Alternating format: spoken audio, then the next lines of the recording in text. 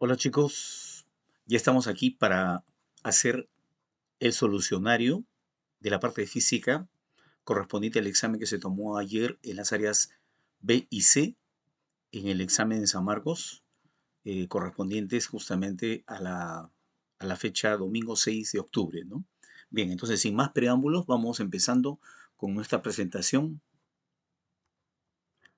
El primer problema que aparece en escena es un problema de vectores, ¿ya? Y la solución que le vamos a mostrar es de dos formas, ¿ya? Empezamos con la parte más conocida de repente, como la parte gráfica, pero antes de empezar con esa parte gráfica tenemos que presentarles a dos amiguitos que tenemos justamente para, para este propósito y se llaman vectores unitarios. Por ejemplo, eh, en el eje X vamos a encontrar un vector unitario cuya denominación se va a hacer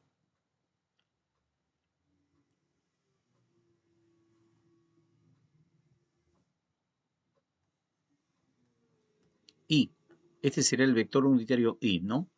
Ahora, y sobre el eje Y vamos a encontrar un vector que se va a llamar, también de módulo igual a 1, se va a llamar J. ¿Ya? No está de más decir que si nosotros tenemos un vector vertical de longitud igual a 1 dirigido hacia abajo, ya no se va a llamar J, sino se va a llamar menos J, ¿no?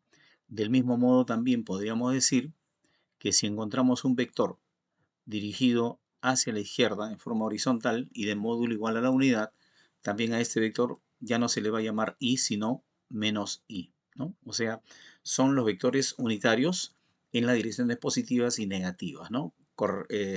Respectivamente. Bien, entonces vamos a darle el inicio a esta presentación, ¿ya? Y vamos a ver qué cosa nos dice el problema. Dice el vector A tiene una componente negativa en X, ¿ya? Entonces lo primero que vamos a hacer es señalar eso, ¿no? El vector A tiene una componente negativa en X y una componente positiva en Y, ¿ya? Entonces empezamos justamente con la componente en Y. Vamos a ponerle un color, está bien, un color naranja, ¿ya? Entonces sería, en Y tiene 3 unidades de longitud, ¿no es cierto? Entonces en Y, 3 unidades de longitud. Hasta ahí nomás, ¿no? ¿Y cómo se llamaría este vector? Este vector se llamaría 3 veces j. ¿Por qué? Tiene una unidad, 2 unidades, 3 unidades. O sea, este vector j se está repitiendo 3 veces, ¿no? También ese vector a tiene una componente horizontal en x negativa y de 5 unidades. Entonces la vamos a dibujar a continuación. Hasta ahí son 3 unidades, 4 unidades, 5 unidades. ¿Cómo se llamaría ese vector? Este vector sería el vector menos i repetido 5 veces, ¿no? Entonces así estaría originándose el vector menos 5i. Entonces ya podemos dibujar al vector a, ya podríamos descubrirlo, ¿no? Ese vector a tendría que ser así.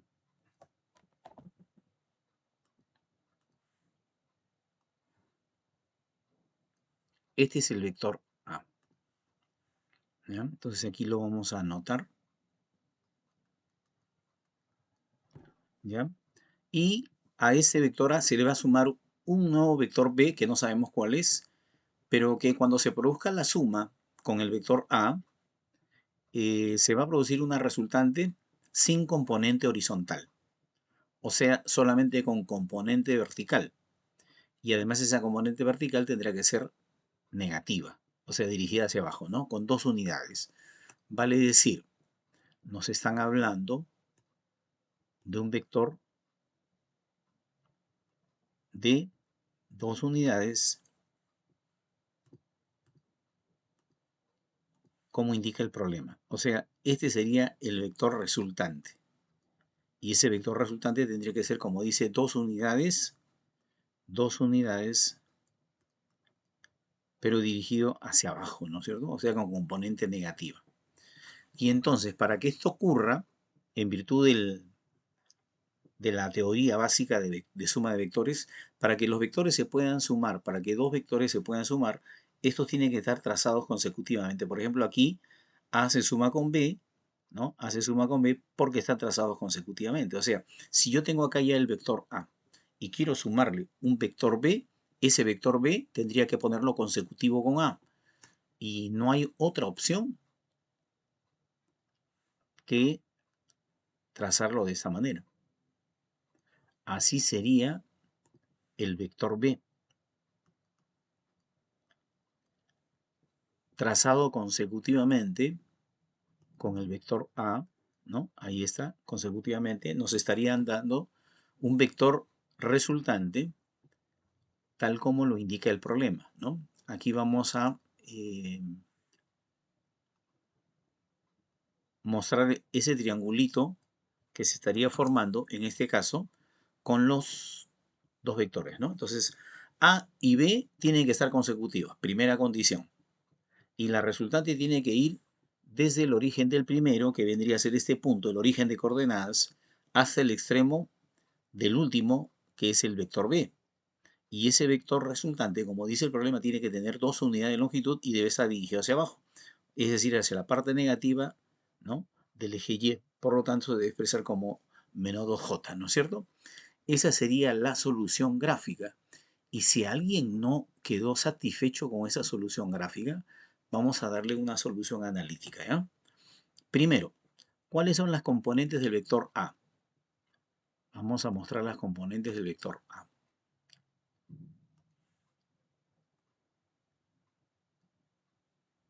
Ahí está el vector A. Tiene una componente horizontal menos 3i y una componente vertical positiva más 3j, ¿ya? Entonces vamos anotándolo.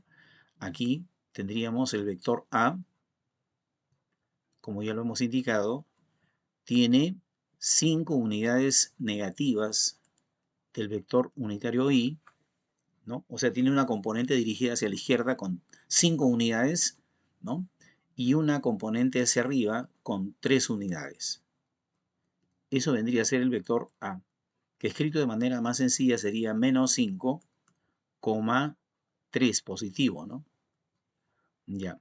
Dejamos un espacio para el vector B y la suma de esos dos vectores tendría que resultar,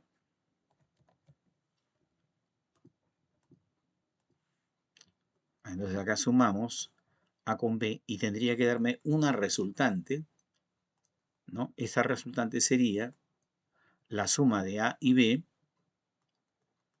la suma del vector A con el vector B, ¿no es cierto? Y esto tendría que darme una resultante como lo está indicando acá, con dos unidades, o sea, sin componente en X, 0 de componente en X y dos unidades negativas.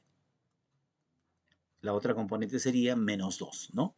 Dicho en otras palabras, sería menos 2J, ¿no?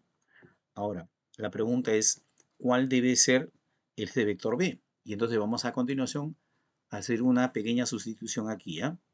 Entonces la resultante es 0, menos 2. El vector A ya sabemos que es menos 5, 3. Y a esto tendríamos que sumarle el vector B. Entonces vamos a pasar uno de los vectores al otro lado, pasaría a restar y nos estaría quedando la expresión de esta forma. El vector B sería el vector resultante menos el otro vector, o sea, el vector A, ¿no?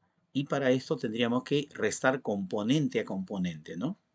O sea, si yo quiero saber cuál es la componente horizontal, tendría que restar 0, 0, menos 5.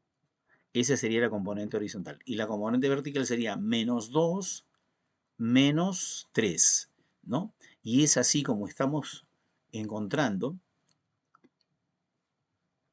que esa componente que nos están pidiendo, en este caso sería, ahí ya creo que podemos anotar el resultado, ¿no es cierto? El vector B solicitado tendría el componente horizontal 5, componente horizontal 5, 5 positivo, y componente vertical menos 5, ¿no es cierto? Vale decir, en pocas palabras, 5i menos 5j, ¿no? ¿Qué sería lo que habría que marcar como respuesta en este problema, ¿no? La alternativa señalada justamente con la letra A, tal como lo estamos indicando acá, ¿no es cierto? Esa sería la solución de este problema, ¿ya? Explicado, por supuesto, con manzanitas, ¿no? Profe, ¿también habría una tercera forma de resolverlo? Por supuesto que sí, creo que se podría resolver a simple vista. A ver, yo tengo que, yo tengo que sumar aquí, acá tengo que poner un vector, ¿ya? Con dos componentes. Pero la suma de esta componente y esta componente me tiene que dar 0, por lo tanto acá tiene que ser 5. Ahora, la suma acá tiene que ser de esta componente y esta componente tiene que darme menos 2. Por lo tanto, acá tiene que ser menos 5. ¿Se acabó? Esa es la tercera forma de resolver el problema a simple vista y en pocos segundos, ¿no? Que es justamente lo que se requiere para el examen de admisión, ¿no? Y aquí en este problema tenemos que hacer un comentario obligatorio, ¿no? Un comentario que de repente mis colegas a la hora de resolver esa pregunta no han tomado en cuenta. Aquí aparentemente habría un error en el enunciado del problema, ¿no? A ver, vamos a señalar ese error. Primer error, se está moviendo a velocidad constante. Primer error. Segundo error, la superficie horizontal es lisa. Esos serían los dos errores que en este caso nosotros vamos a, como se dice, señalar, ¿no? Errores de proposición. Bueno, siempre pasa, ¿no? Ustedes pueden visitar mi canal de YouTube y justamente pueden ver ahí el título, El error de Oslogodesky, ¿ya? Ese es un video que hemos subido el año pasado y este año hemos subido otro video hablando también de lo mismo, el error de Tarasov-Tarasova. Vale decir, en dos videos estamos mostrando cómo los rusos se equivocan a la hora de publicar un libro. Estoy hablando de dos libros diferentes, con autores, o mejor dicho, asesores académicos muy importantes. Sin embargo, tendremos que decir que hasta los rusos se equivocan, ¿no? Entonces, acá justamente les voy a colocar esa mención en la pantalla, ¿no? Para que ustedes puedan visitar esos videos, ¿ya? Ya, entonces empecemos con la solución de este problema. Dice, una persona desplaza un bloque de 25 kilogramos de masa, ¿ya? Entonces vamos anotando ahí esos datos. Entonces, para empezar, me están indicando que la masa del bloque es 25 kilogramos, ¿no es cierto? Esto, como consecuencia inmediata, nos podría decir que su peso sería entonces 250 newtons, ¿no? ¿Cómo conseguimos eso? Multiplicándolo por la aceleración de la gravedad, ¿no? Masa por gravedad me daría el peso. Ya, la fuerza que le aplica es de magnitud 34 newtons. O sea que hay una fuerza a través de la cuerda que se está aplicando y es igual a 34 newtons, ¿no? Dice, como se muestra en la figura, esta fuerza forma un ángulo de 30 grados con la horizontal, tal como lo hemos indicado por acá, ¿no es cierto? Entonces, ¿cuál es la magnitud de la fuerza normal que ejerce el piso sobre el bloque? Entonces, esa es la pregunta del problema. ¿Cuánto vale la reacción normal? Y para poder llegar justamente a ese resultado, lo primero que vamos a hacer es trazar las fuerzas que están involucradas en este problema, ¿no? Una de esas fuerzas será de hecho la fuerza F, cuya magnitud es 34 y su inclinación con la horizontal es 30 grados, ¿no? ¿Qué otra fuerza más estaría participando aquí? La otra fuerza que estaría participando indudablemente sería el peso, ¿no? Entonces vamos a dibujar el peso verticalmente dirigido hacia abajo, ¿ya? Su magnitud ya la hemos señalado. Y la tercera fuerza que estaría involucrada aquí en este problema sería la reacción normal, ¿no? Así sería. Ya vamos a ponerle una magnitud n, ¿ya? Y a continuación vamos a decir por qué este cuerpo no estaría moviéndose con velocidad constante, ¿ah? Bien, para ello lo que vamos a hacer es trazar estos vectores consecutivamente, ¿ya? Para hallar la magnitud de la resultante. Entonces primero vamos a dibujar a la reacción normal. La reacción normal, como ustedes saben, tendría que dibujarse verticalmente hacia arriba, ¿no? Ya, ¿qué más? A continuación de la reacción normal vamos a dibujar a la fuerza F. La fuerza F, como aparece en el enunciado del problema, debe estar formando un ángulo de 30 grados con la horizontal, ¿no es cierto? Entonces acá tenemos a F, ¿no? Y el angulito que está formando con la horizontal es de 30 grados. Entonces acá tenemos 30 grados. Claro, ese angulito también lo podríamos señalar en esta otra ubicación, ¿no es cierto? Así lo podríamos poner, ¿no? Pero son ambos ángulos de la misma magnitud, ¿no? Bien, ¿qué hemos hecho? ¿Qué estamos haciendo? Estamos trazando los vectores en forma consecutiva, ¿no? Y el que sigue a continuación también deberá ser trazado en forma consecutiva, ¿no? Entonces, a continuación viene el peso, ¿ya? Y como ustedes estarán viendo, la magnitud del peso ya no es igual al de la normal, ¿no es cierto? No son de la misma magnitud, ¿no? Y finalmente estaríamos señalando la dirección sobre la cual se está realizando el movimiento, ¿no? Esa es la dirección en la cual se va a mover el bloque. Como ustedes estarán viendo, esas tres fuerzas no están formando una figura cerrada, ¿no? Por lo tanto, entonces no puedo hablar de equilibrio. Y si no hablamos de equilibrio, habría que agregarle acá una fuerza adicional que sería la fuerza de fricción, lo que invalidaría justamente esta información que dice que la superficie debe considerarse lisa, ¿no? Para que haya velocidad constante, la superficie no tiene que ser lisa, ¿no? Tendría que ser aquí la cuarta fuerza, la fuerza de fricción, cerrando la figura, ¿no? Esa es la conclusión a la cual llegamos después de haber hecho ese análisis, ¿no? Ya. Entonces ahí, ¿qué cosa vamos a dibujar? Vamos a dibujar con trazo interrumpido a la resultante, pues, ¿ya? Y esa resultante tendría que ser igual, de acuerdo a la segunda ley de Newton, masa por aceleración. Vale decir, este no es un problema de equilibrio.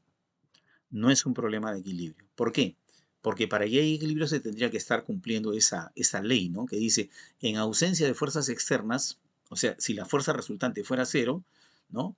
El objeto se encontrará en reposo o moviéndose en línea recta con velocidad constante, ¿no? Es decir, con movimiento rectilíneo uniforme. Entonces, no estamos ante un caso donde haya equilibrio, ¿no? Entonces, aquí no hay equilibrio, por lo tanto, se dice que no habrá velocidad constante, sino hay aceleración. Eso es lo que tendríamos que agregarle también, ¿no? Acá el vectorcito, aceleración, ¿ya? Bien, pero ¿dónde quedó justamente la incógnita del problema? La incógnita del problema era determinar el valor de la normal, ¿no es cierto? Y entonces vamos a hacer eso, ¿ya? Y para ello vamos a descomponer la fuerza F, ¿no? Tendríamos acá un ángulo de 30 grados, ¿no? Y aquí tendríamos, si la fuerza F tiene un valor de 34, esta porción tendría un valor igual a la mitad, ¿no es cierto? Y el otro cateto tendría que ser igual a esa mitad multiplicado por la raíz de 3. Estamos hablando de las propiedades que tiene justamente ese triangulito, ¿no? Que lo podríamos señalar por acá.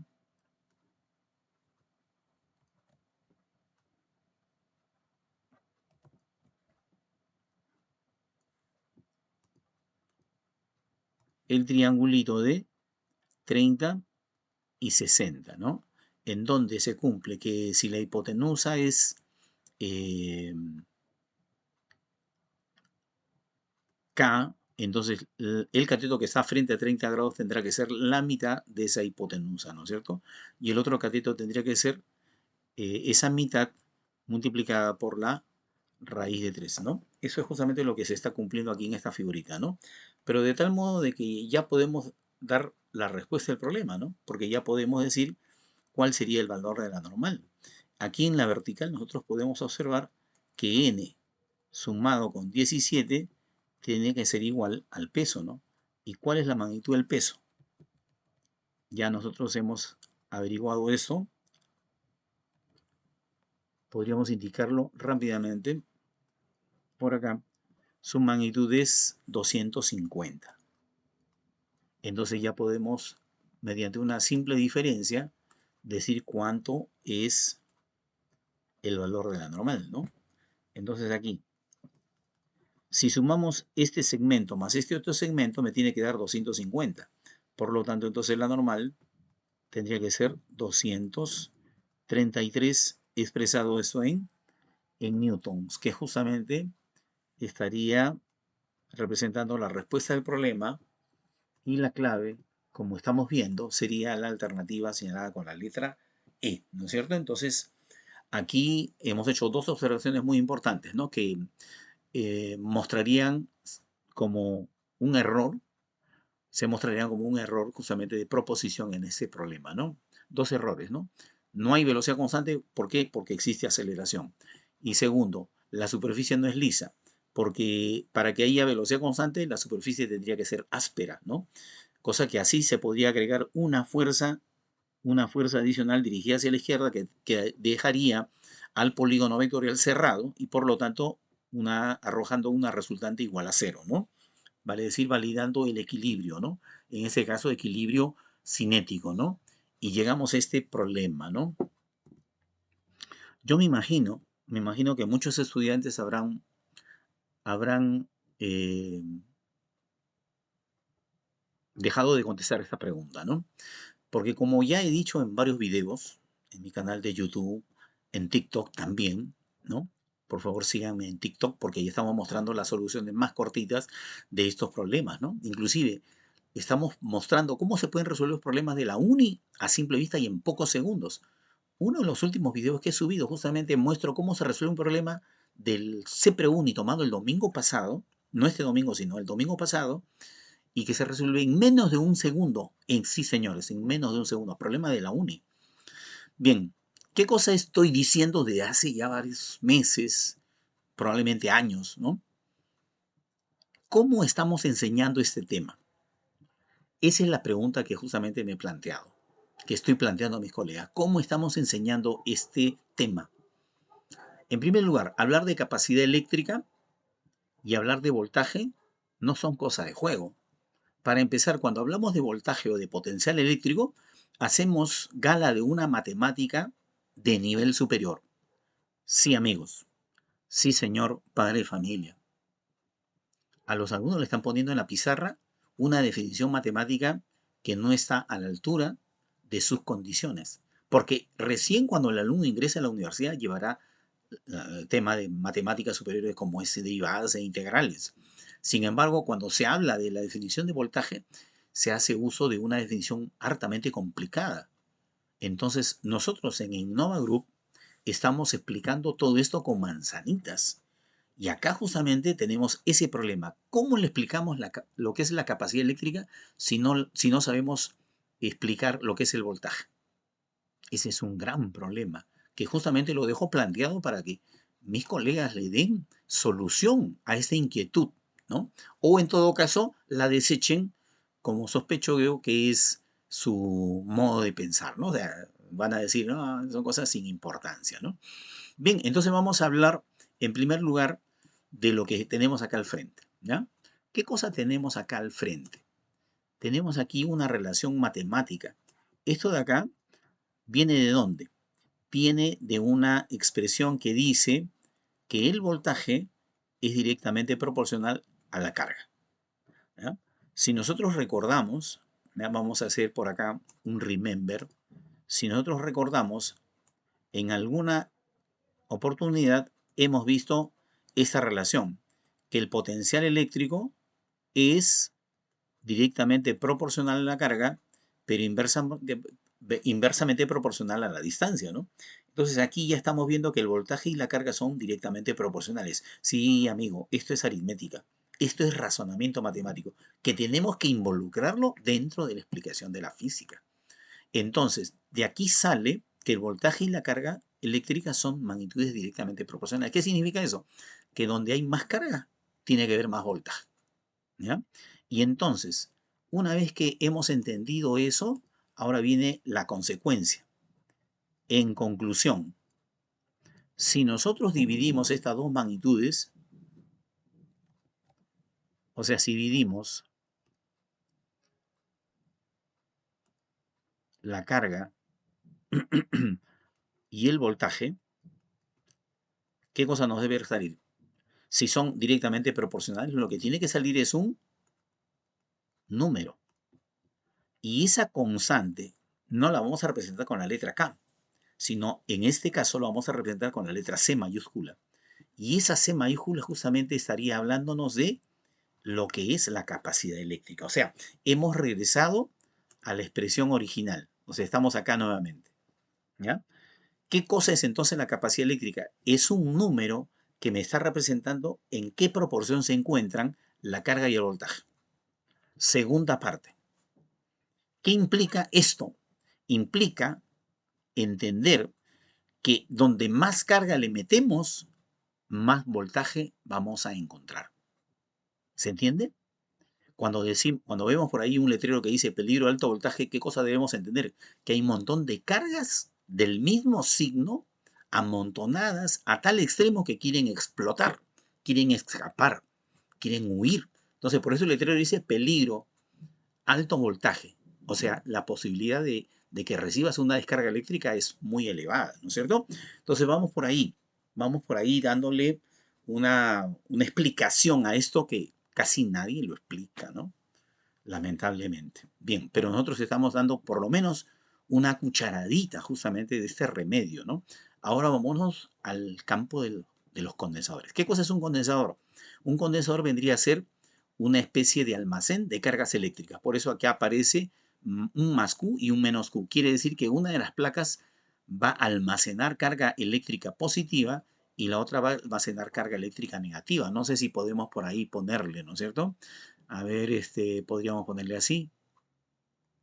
Más, menos, más, menos, más, menos. O sea, una placa va a quedar cargada positivamente y la otra placa va a quedar cargada negativamente, ¿no? Y a propósito de esto, justamente nosotros tendríamos que decir que la capacidad de este condensador va a depender de estas dos magnitudes, ¿no? La distancia y el área. Primero, la capacidad depende directamente del área. ¿Por qué, profesor? Porque a medida que tengamos más áreas, más carga eléctrica se va a poder acumular, ¿no es cierto? Y vamos a tener una mayor capacidad, ¿no es cierto? Como un almacén que está lleno de mercadería, ¿no es cierto? Más mercadería entra, por supuesto, en un almacén donde haya más capacidad, ¿no? Pero con relación a la distancia, serán inversamente proporcionales. Y aquí viene justamente el detalle. ¿Cómo entendemos eso? ¿Cómo explicamos eso, mejor dicho? Bien, lo primero que vamos a decir es que dentro de este condensador eléctrico, el campo eléctrico va a ser constante. Y si el campo eléctrico es constante, a medida que tengamos una distancia mayor, vamos a tener una diferencia potencial mayor.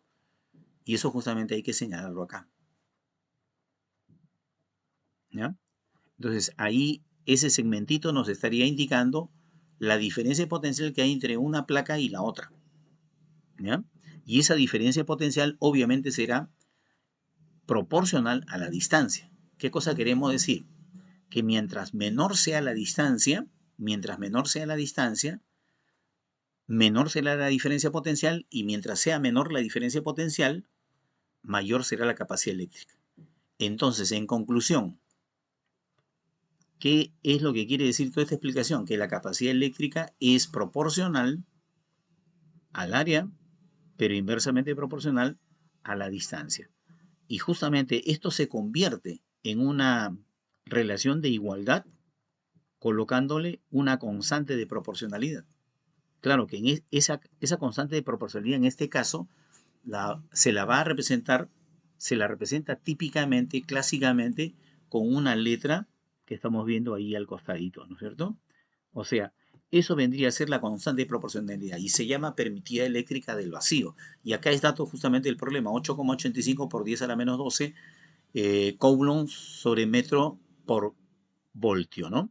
Entonces, ¿qué cosa tendríamos que haber hecho en este problema? aceptando que hemos dado una cierta explicación, ¿no? Que no se da en muchos de los casos porque, ¿qué cosa dicen la mayoría de profesores? Vamos a aplicarle la fórmula. Y yo no estoy de acuerdo con ello.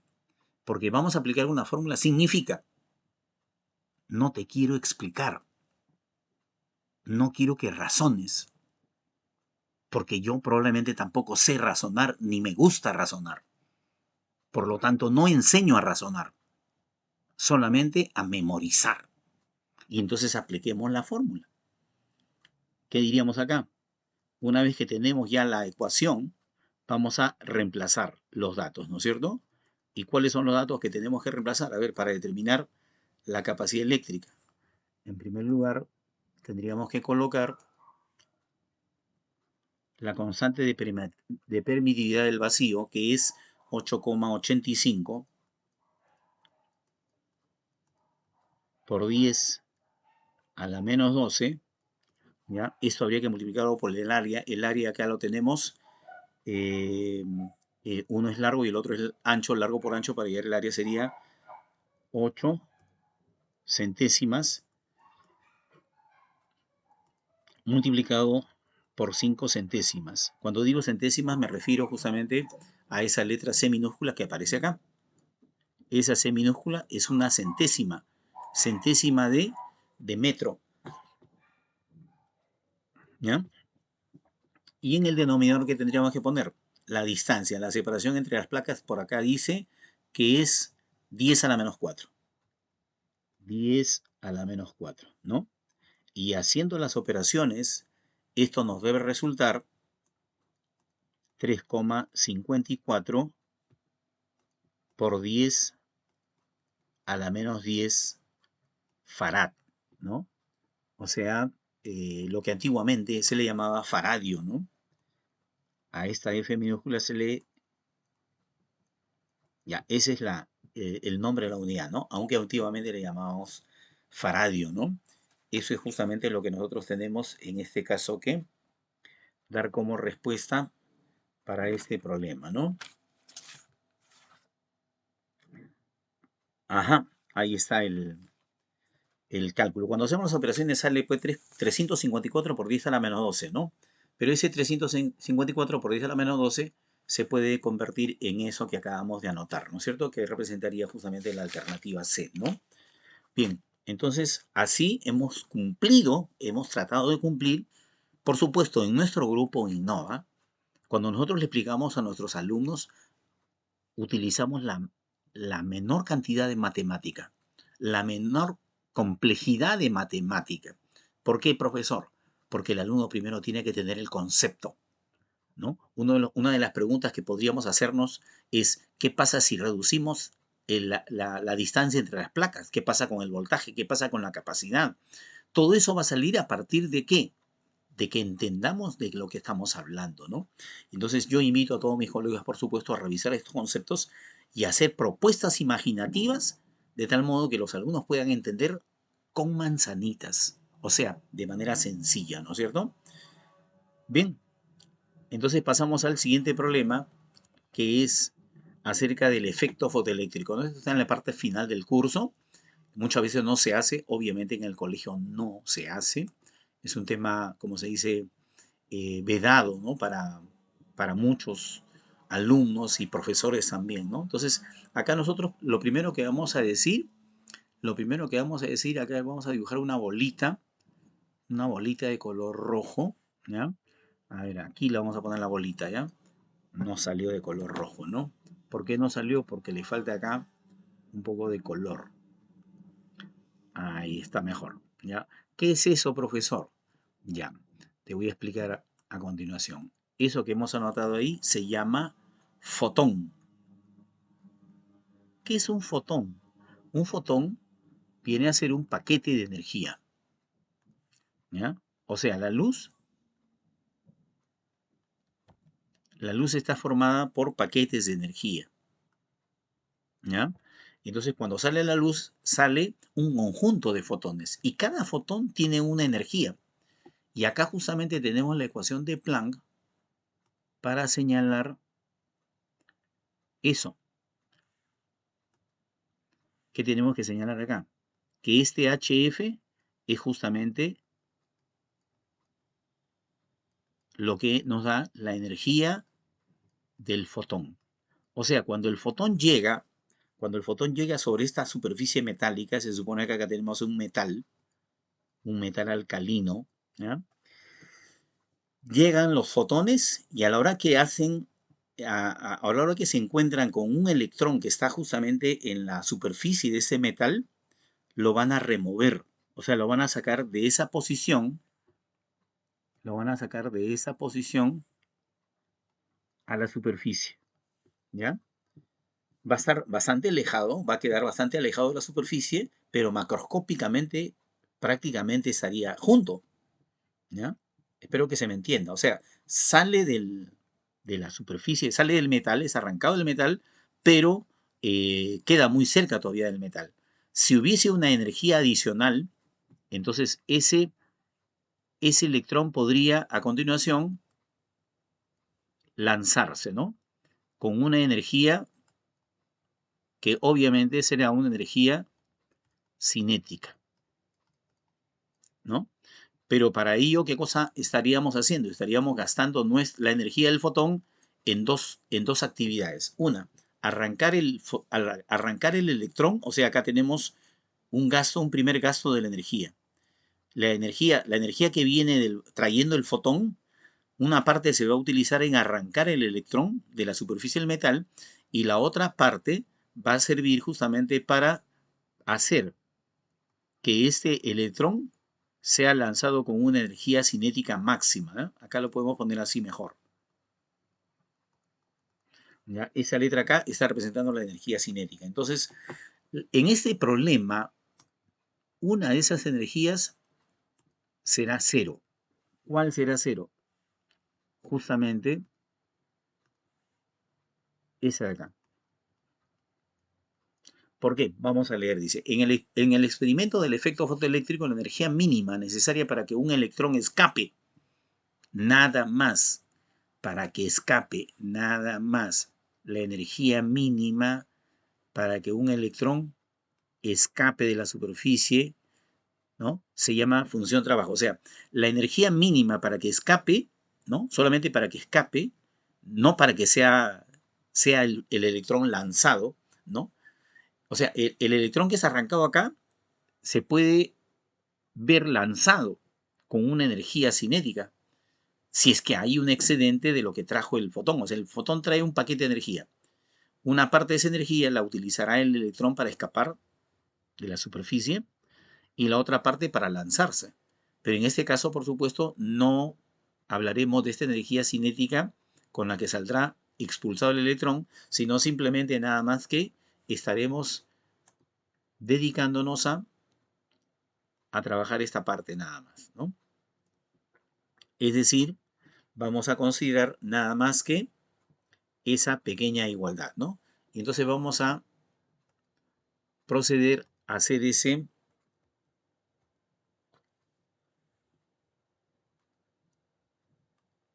y tendríamos así. La función trabajo será igual a HF, ¿no? Donde F es la frecuencia, ¿no? Ya, y si no tenemos la frecuencia, porque aquí me parece que piden la longitud de onda, entonces tendríamos que hacer un cambio, ¿no? En lugar de la frecuencia tendríamos que poner el cociente de la velocidad de la luz entre la longitud de onda, ¿no? Y es justamente, creo, lo que me están pidiendo, ¿no? Me están pidiendo determinar la longitud de onda, ¿no? Entonces la longitud de onda se tendrá que despejar y quedaría expresada de la siguiente manera, ¿no? Quedaría así. A continuación, entonces, expresamos, eh, para despejar la onda sería H, C sobre phi, ¿no? O sea, sobre la función trabajo. Y habría que hacer ese cálculo, ¿no? A ver, vamos a subir esto un poquito, hasta ahí nomás, ¿no? Entonces tendríamos el siguiente resultado. Reemplazando datos, tendríamos así, lambda igual. Vamos a poner aquí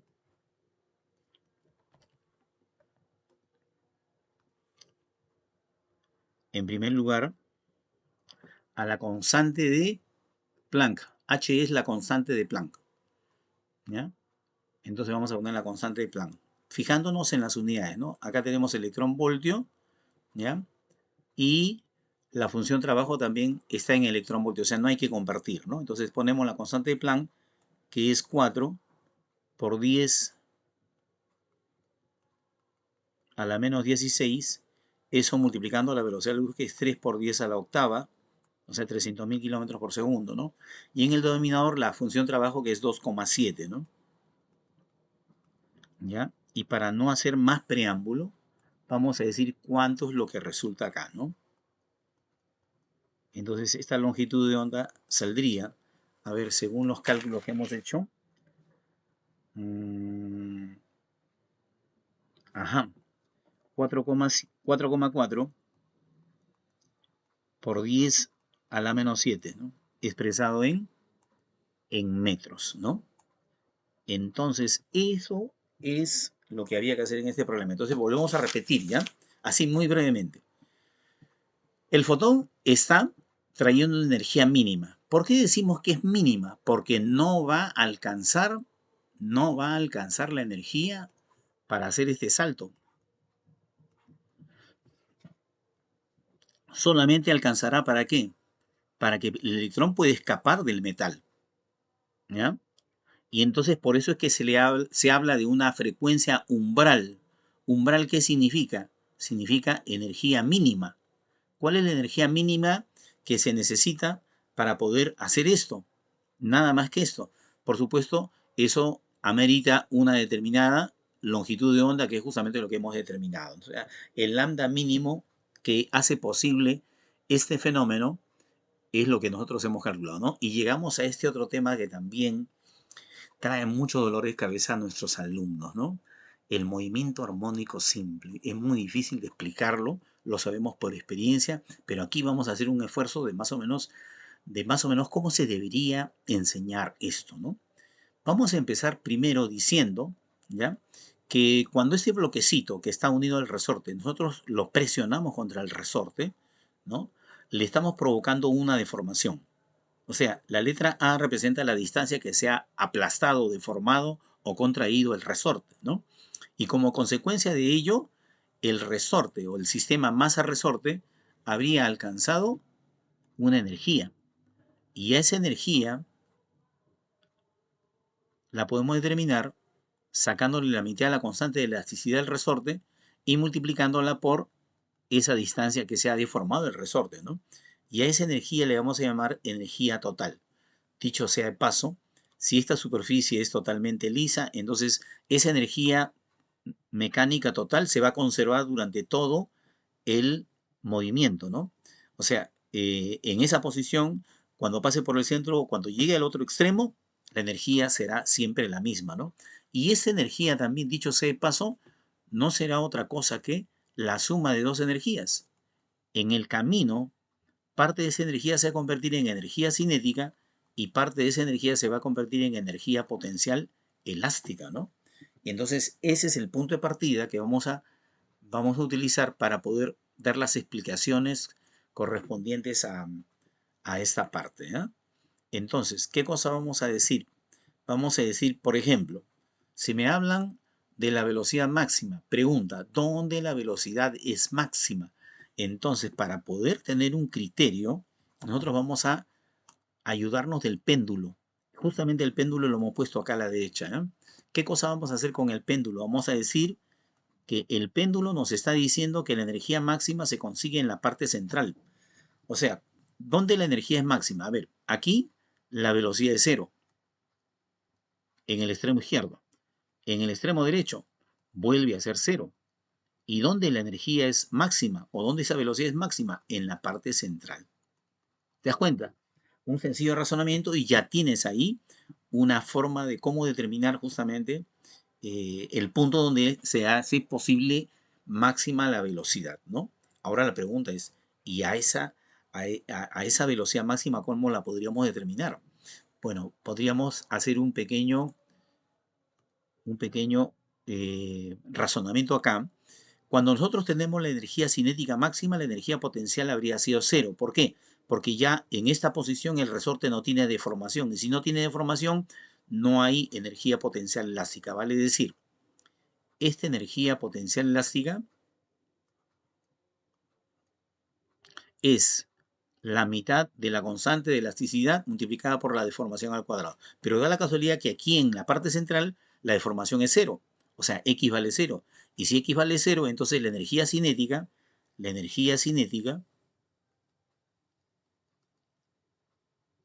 máxima, por supuesto, sería igual a la energía total.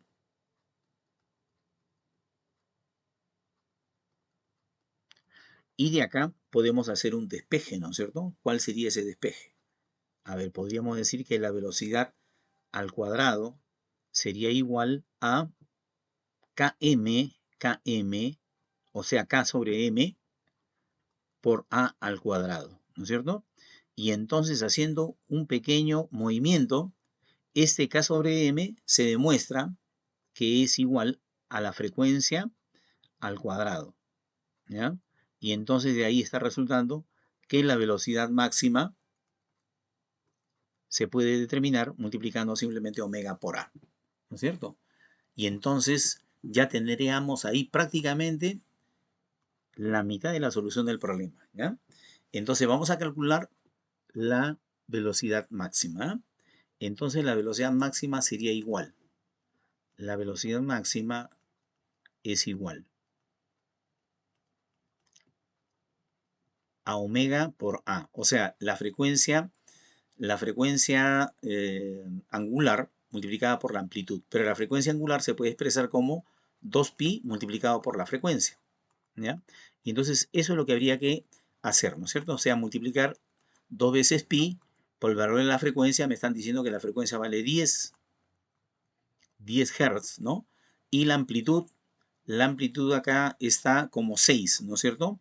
¿6 qué? 6 centímetros, o sea, 6 centésimas. Y esto no sería otra cosa. A ver, vamos a hacer una simplificación. Simplificamos un 0 de arriba con 0 de abajo y quedaría 12 entre 10. Y 12 entre 10 nos estaría dando justamente el valor de la velocidad máxima, ¿no? 12 entre 10 me da 1,2, ¿no? Siempre multiplicado por pi. Y en las unidades que le corresponde a la velocidad, ¿ya? Eso era todo lo que había que hacer en este problema, porque ya podemos marcar la clave A, porque es la única alternativa que tiene 1,2 pi. Las demás no tienen, ¿no es cierto? Claro, también se puede comprobar que la aceleración máxima, y eso lo vamos a dejar ya como tarea, la aceleración máxima se puede determinar elevando al cuadrado la frecuencia angular y multiplicándola por el valor de la amplitud, ¿no es cierto? Pero eso ya lo dejamos para que ustedes lo puedan revisar más adelante en algún momento de su estudio personal, ¿no? Ahí lo dejamos, ¿ya? Y llegamos a este problemita, ¿no? Que no es el más difícil, pero sí acá la dificultad de este problema está en determinar el sentido de la fuerza. Ya, primero vamos a explicar qué cosa tenemos acá. Buena pregunta. ¿Qué tenemos acá? ¿Qué es esto? Los alumnos se preguntan, profe, ¿qué es eso? Ya, vamos a ir explicando, ¿eh? Ya, ahí está. ¿Qué es eso? Ya, esas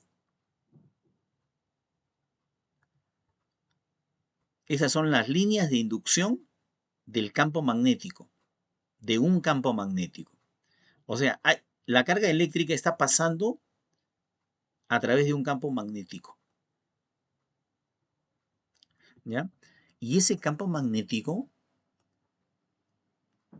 tiene una intensidad. Y esa intensidad está representada con la letra B, ¿ya? Dicho sea de paso, también es un vector, ¿no es cierto? El vector de inducción magnética. Correcto, ya. Pero cuando la carga eléctrica ingresa a ese campo, o sea, incursiona, se introduce dentro de ese campo eléctrico, lo hace en una determinada dirección, más o menos así, algo así. ¿ya? Pero mejor si lo ponemos con otro color. Ajá, en esa dirección está ingresando la carga, ¿ya? Entonces la pregunta es, ¿qué cosa va a suceder? Lo que va a suceder es que el campo magnético le va a ejercer a esa carga una fuerza. Y para determinar cuál es la dirección de esa fuerza, se utiliza la famosa regla de la mano derecha, ¿ya? Me parece que es la forma más sencilla de explicar esto, ¿ya? Y lo vamos a hacer por acá, ¿ya? Olvidándonos por un ratito de nuestro problema, vamos a ver la teoría básica, ¿no es cierto? Dice así, si nosotros nos estamos introduciendo en un campo magnético representado por el vector B, por el vector inducción B, ¿no? Si nos introducimos, ¿no?, con una carga positiva en esta dirección, entonces la fuerza va a resultar así. ¿Cómo así? Perpendicular a cada uno de esos vectores. Y para eso se utiliza la regla de la mano derecha. ¿Qué dice esta regla? ¿O cómo se maneja? ¿Cómo se utiliza? A ver, dice así. Dice que primero tenemos que poner la mano derecha en la dirección de del vector velocidad, porque eso es lo que aparece en primer lugar, el vector velocidad. Acá está. Luego del vector velocidad, ¿quién aparece? El vector campo magnético. Entonces, la mano derecha primero la estiramos en esta dirección y luego la movemos hacia este otro vector. O sea, la ponemos en esta dirección y la movemos para allá, tal como lo está indicando esta figurita. Algo así, ¿ya? Y el dedo pulgar justamente es el que estaría indicándonos hacia arriba, ¿no?, como lo indica la flechita, para la dirección de la fuerza magnética, ¿ya? Entonces, pero esto ocurre cuando tenemos una carga positiva. ¿Qué pasa si la carga no es positiva? Si la carga es negativa, entonces esta fuerza que está saliendo hacia arriba, de acuerdo a la dirección que señala el pulgar, tendríamos que invertirla, ¿ya? Eso es todo. Ah, y otra cosa. Esto de acá, en módulo, en magnitud, se puede determinar de manera simple de la siguiente forma. Carga, velocidad, campo y seno del ángulo que forman, ¿no? En este caso vendría a ser el ángulo teta, que, dicho sea de paso, en este caso el ángulo de 53 grados, ¿no es cierto? Entonces vamos a aplicar esta relación.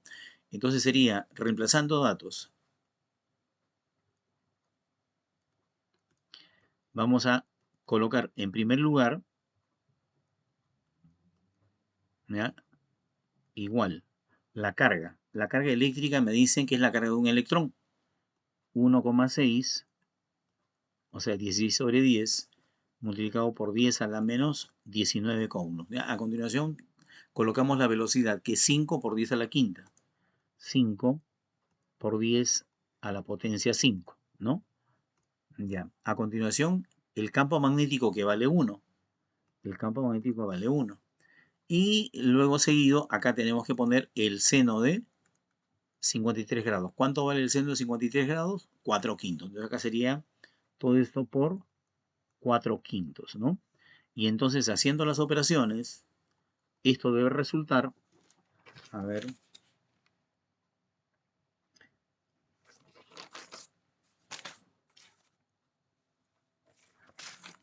ajá, eso tiene que resultar 6,4, ¿no? 6,4 por 10 a la potencia menos 14.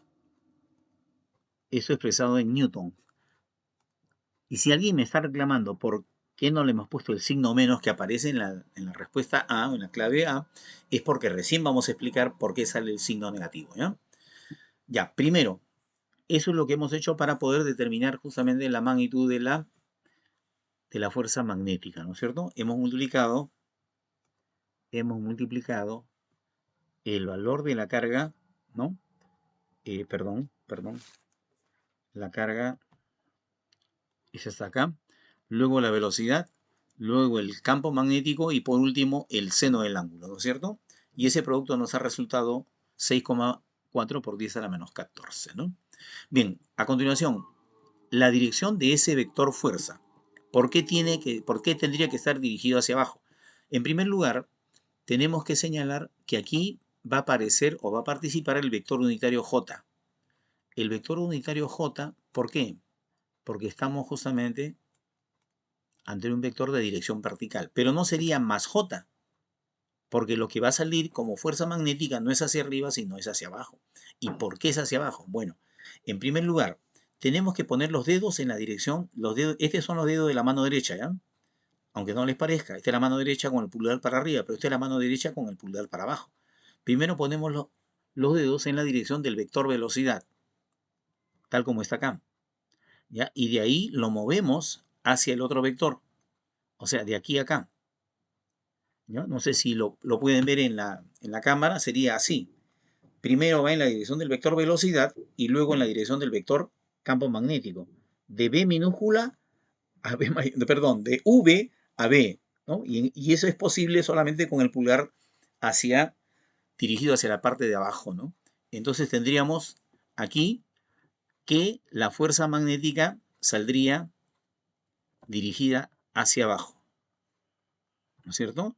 Ya. Profesor, pero si la fuerza está dirigida hacia abajo, ¿debe aparecer con signo negativo? Sí, pero ¿qué pasa? Aquí esta no es la clave, ¿ya? No es la clave, me he equivocado. La fuerza negativa, la fuerza nos está saliendo hacia abajo, ¿no es cierto? Ya, pero como es una carga negativa, fíjense acá está el signo de la carga, como es una carga negativa, esta dirección se tiene que invertir.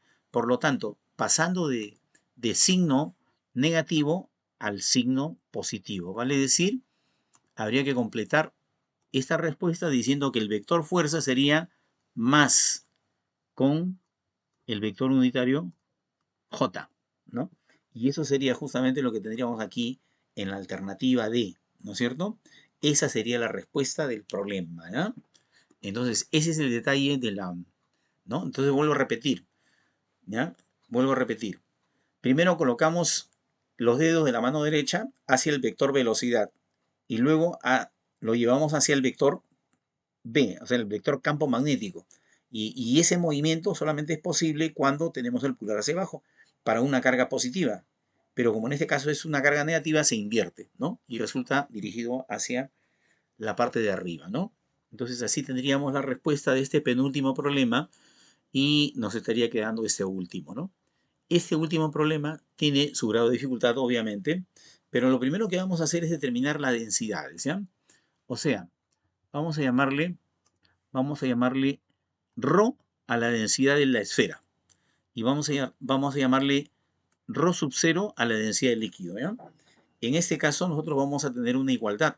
¿Una igualdad entre quiénes? Entre el peso de la esfera y el empuje, ¿ya? Ahora la pregunta es, ¿cómo se expresa el peso y cómo se expresa el empuje? Bueno, acá tenemos el principio de Arquímedes, ¿ya? Dice densidad del líquido por la gravedad y por el volumen sumergido, ¿no? Aquí esta S hay que completarla con S1, ¿no? Volumen sumergido, ya. Pero estamos acá. Si densidad es masa sobre volumen, entonces la masa será densidad por volumen. ¿Estamos de acuerdo? ¿Ya? Entonces, si yo quiero determinar el peso, ¿qué cosa tengo que hacer? Multiplicar la masa por la gravedad. O sea, pero la masa es densidad por volumen, entonces sería densidad, volumen, gravedad. ¿No es cierto? ¿De quién estamos hablando? Del peso de la esfera, ¿ya? Porque ρ hemos dicho que es la densidad de la esfera. Ρ sub 0 es la densidad del líquido. No se equivoquen, ¿ya?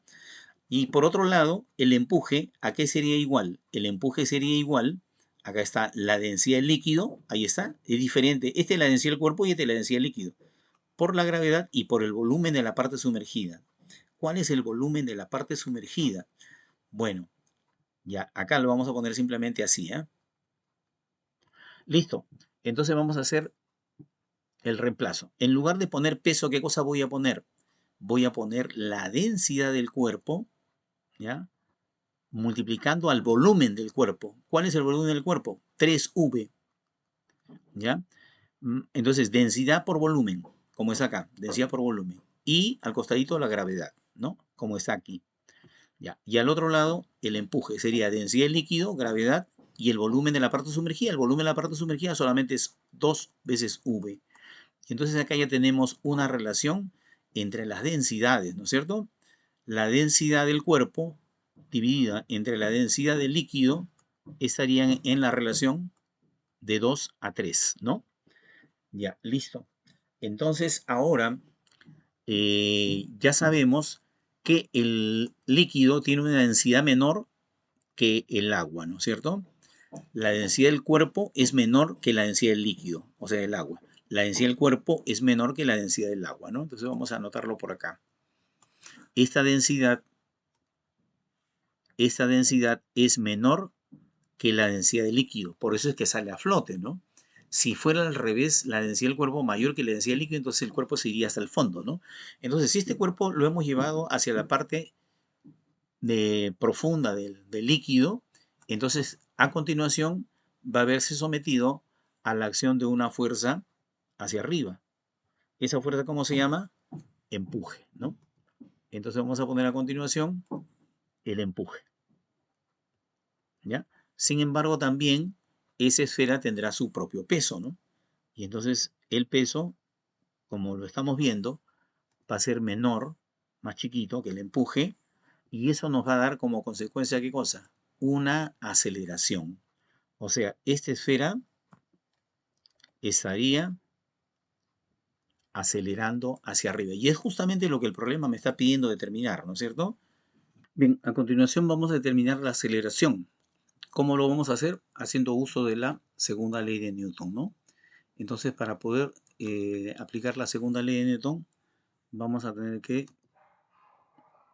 dividir la fuerza resultante entre la masa del cuerpo, ¿no es cierto? Y para calcular la fuerza resultante, tenemos que restar el empuje menos el peso, ¿no? Y todo dividido entre la masa, ¿no? Para eso ya más o menos hemos hecho, ya, esto sería, ya, a ver, primero ponemos el empuje, ¿no? ¿Cómo determinamos el empuje? Multiplicando la densidad del líquido por la gravedad y por el volumen de la parte sumergida. En este caso todo está sumergido, ¿no? Entonces tendríamos que poner por 3V menos el peso.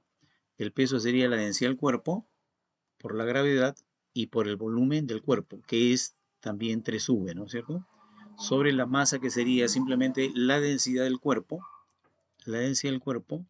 multiplicado por el volumen, que es 3V, ¿no? Ya. Entonces, ¿qué cosa nos quedaría? Nos quedaría aceleración igual. A ver, primero simplificamos el volumen y luego nos quedaría el cociente de la densidad del líquido entre la densidad del cuerpo, ¿no? Menos este cociente me da 1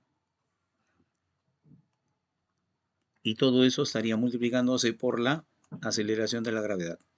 Pero ya sabemos cuánto es este cociente, ¿no? Este cociente lo tenemos acá, que sería 3 medios, ¿no? 3 medios menos 2 medios, multiplicado por la gravedad, que es 10. Y es así como estaríamos llegando finalmente a la respuesta del problema, ¿no? La mitad de la aceleración de la gravedad, 5 metros sobre segundos al cuadrado, que sería la alternativa D, ¿no? Que es la respuesta final de ese problema. Bien, hemos hecho un esfuerzo por explicarles todo esto de manera sencilla, simple, sin recurrir a la fórmula, al fácil recurso de la fórmula, ¿no? Sino básicamente hacer un razonamiento, ¿no? Bien, finalmente quiero hacerles una mención muy importante, ¿no? Creo que nosotros, por las publicaciones que tenemos, no por lo que hablamos, porque fácil es hablar, Nosotros tenemos una colección de libros publicados en donde uno de los más importantes aportes que hemos hecho es indudablemente el método Huaranca, ¿no? Ya este método Huaranca tiene más de 29 años, ¿no? Ya fue publicado en 1995 y se refiere a cómo resolver el movimiento parabólico a simple vista y sin aplicar fórmulas, ¿no?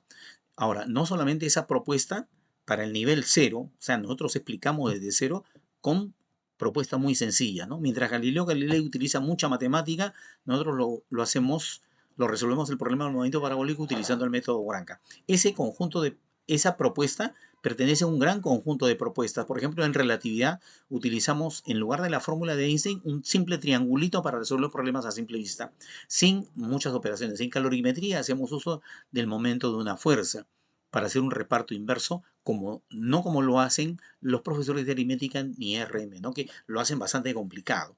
Nosotros lo hacemos a simple vista, ¿no? Y así en calorimetría, en estática, en dinámica, es decir, tenemos un conjunto de propuestas en todo el curso para poder enseñar justamente la física de la manera más sencilla, más simple, como se merecen nuestros alumnos, ¿no? Allá aquellos que ya quieren un nivel mayor, ya conteniendo una buena base, entonces ya pueden construir cualquier tipo de proyectos personales, ¿no?